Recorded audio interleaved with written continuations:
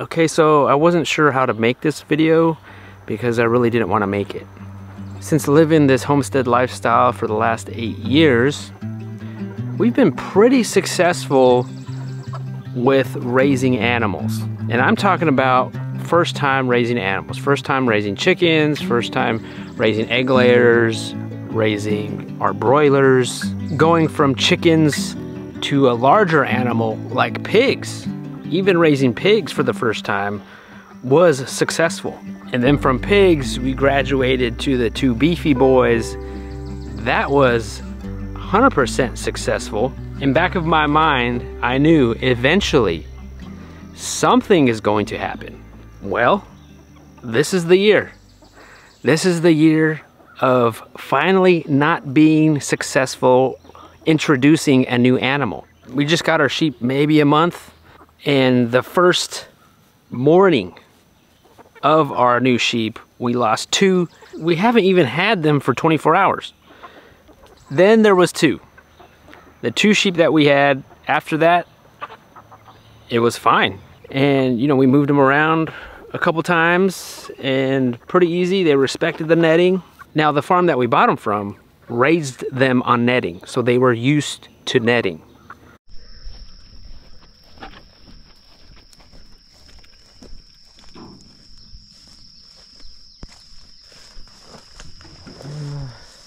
But then one morning I woke up and again, same thing.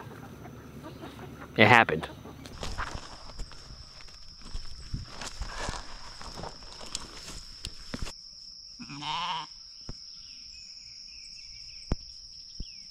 You can't go over to him.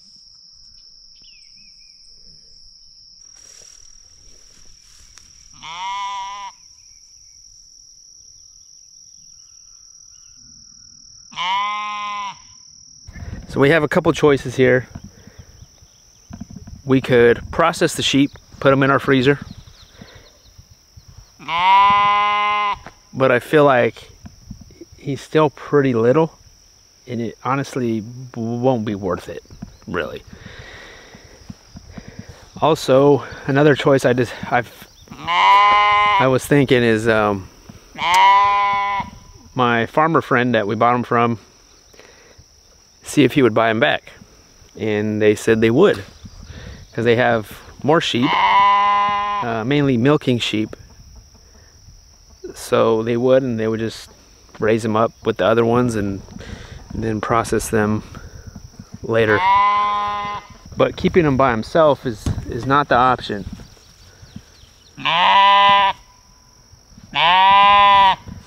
Yeah, he's gonna do that all day. So we have this extra chicken tractor that we're gonna try to guide him in and hold him there until we're ready to move him.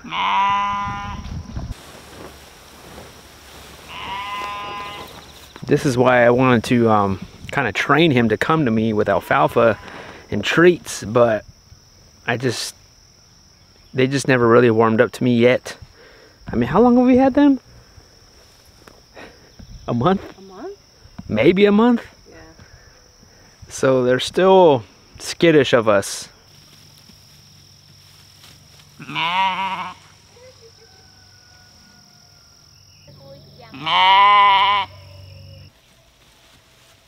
Days like that, I could see, you know, you got to really think about your why. Like, why are we still doing this? Like, why are we doing this? You know, and I think the why is would get you through it, would get you through those bad days. And you're gonna learn more in those bad days than you are the good days. That's just the way it is. Hey sheep. Hey sheep. Hey. Go in there. Go in there. Go in there. There we go. Oh, got him. I don't know if the camera got that. Oh man. Woo. Yeah. He actually went in there by himself. Alright, he's safe. At least we know he's safe. He's not gonna like electrocute himself by trying to escape in the netting. Oh man. Oh boy. That was like a long standoff. Yeah, it's definitely not like a pig. So that was about 30 minutes of trying to do that. No way am I gonna do that every single night. Okay, so the sheep's been in there for a little bit today, and then now it's time to take him to the farm. I guess we were just really worried that he would just try to go through the fence looking for the other sheep. That's why we put him in here. I hope we can get Plum Forest again. You know. Hold that. I got it. Before he killed himself. There we go. All right, you want me to open the door? All right, you got him. Come on.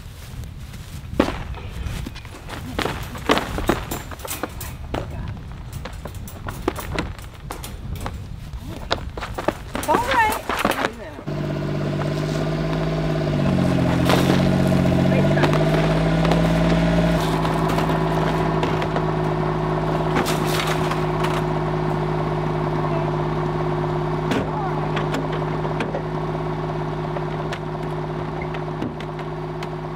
And so we loaded that sheep up and took it to the other farm. Something like that, you feel devastated. You feel like a failure. You feel like, man, what did I do wrong? The books that I had on sheep, they all used the netting, and no one talked about getting tangled in netting. We hope to get sheep again. I'm not totally against like, oh, you know, that's it. No, I would love to try it again, yes. Whether I will raise them in netting again, I don't think I will. I think sheep in netting, it kind of left a bad taste in my mouth, you know? I mean, I love the netting. We use the netting on everybody else, but for some reason they just couldn't get it, or I don't know if they would get spooked.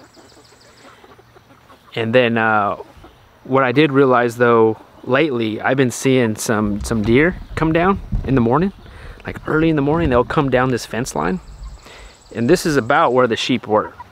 So I don't know if the deer spooked them. I have not mentioned this yet, but the meat that we saved for the first two that got tangled in the net, it was not good. No bueno. We tried it, we tasted it, and it just did not taste good. I mean, I don't know if it was maybe the sheep were stressed, maybe they're sitting there too long, but I tasted it and it was not good. So there's that. So being it was like that, this one that just got tangled in the net, I didn't even bother. We didn't even bother trying to save the meat. Honestly, I was over it. I was over the whole situation. I was just like, so I was kind of mad, you know, like.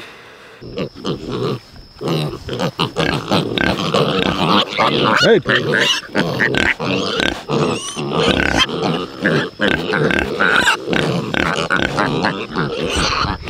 get your kids, Elvira. Control your kids.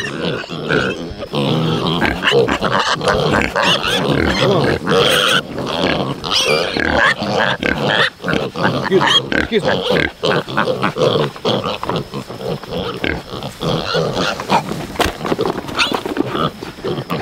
We sold 2 of these little pigs, so there's not going to be so many in there pretty soon. Fortunately or unfortunately, the way you're going to learn is when stuff bad happens.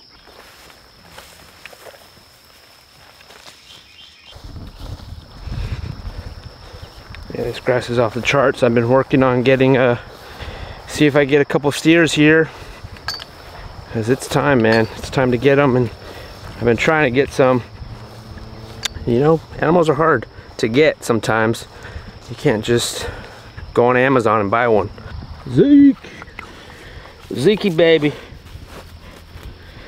I wish you wore sunglasses, Zeke. Come on, Zeke.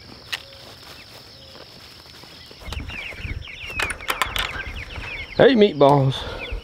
Hey, meatballs. So we put in our next batch of Cornish cross chickens in here. We got about 30 and 30 in that one. And these are going to be our July workshop freezer camp. It's one of those weeks where honestly didn't want to do any of it because it's very discouraging, but the show must go on. And it's probably easier to move chickens like this at night. You know, they're more lethargic, they're ready for bed. But man, I watch my soap operas at night. I can't be doing this.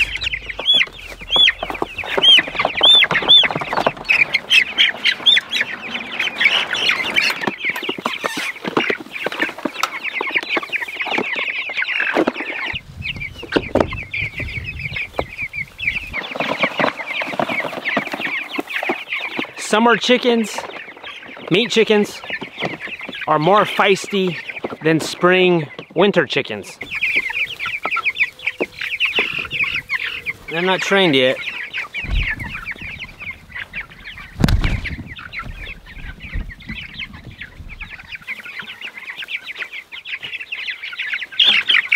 Come on, chickens.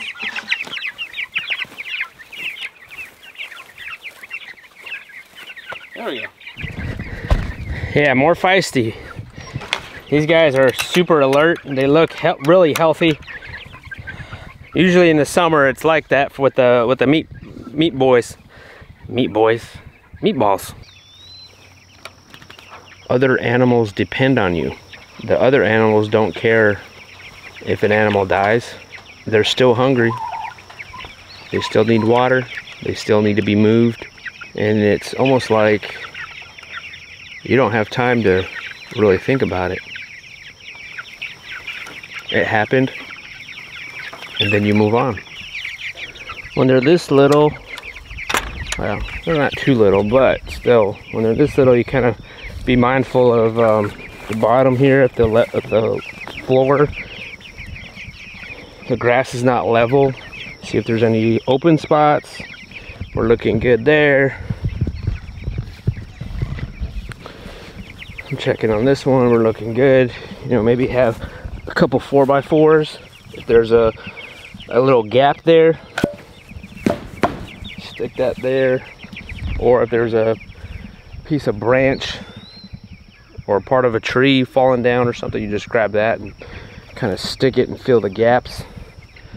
Plus, you know, something could dig right there. But what helps on digging, or for predators not to dig, is the constant movement of these chicken tractors. So we move them twice a day. Well, here's some good news. We have our garden in here in the high tunnel is really going good. How's everything going in here? Good. So these tomatoes are just about to turn. Look at that. So they're just starting to turn. The first of the tomatoes to turn, but we have a lot of tomatoes. They're just green. Yeah. In here did way better than the cabbages out in the field. They came to a head much more better, if that's a word, more better. More gooder, it's more gooder. Yeah, more gooder. But it was the opposite for the green ones. The green ones out there did better, and then for some reason these ones. Yeah, we haven't had really good rain. It's been a while. I would say a good few weeks. Look at these squashes, squash plant. Wow. There's some growing in here? Yeah. Oh yeah. There's plenty. Yeah, they're ready. Like I literally blinked my eyes and then saw that they were really tiny, and then now they're like ready. They've already lost their flowers. So these are the patty pan ones. I have some over here and they died. I don't know if maybe they weren't getting water, because it died right after we put this drip hose in. So I'm thinking that was like an area where it didn't leak out. Anyway, we got plenty. We got more than enough. I'm so sad. We're gonna try. We're still gonna try. You see this one? You see that? Look at that. Cauliflower. Yeah, cauliflower, finally. We've been waiting forever for this cauliflower. These need to come out of the ground like today. Whether we're ready to eat them or not, that's the problem. Is like, oh man, we have too much cabbage. But they're getting bug eaten, so they need to come out of the garden. But oh, peppers. Let me show you some peppers. Yeah, the bugs finally found the cabbage in the high tunnel. Look at all these flowers. Aren't they so pretty? Look at this. These will be ready soon. These are the Sugar Rush peach peppers. So these will be ready maybe maybe 1 or 2 more weeks. But they look good. Yeah, we're growing extra hot tomatoes this year. We have different varieties because we plan on doing something special with those. I can't reveal that just yet, but soon. You said tomatoes. I said tomatoes? You said tomatoes. Peppers. I mean hot peppers. It's been a long week. Look at this one.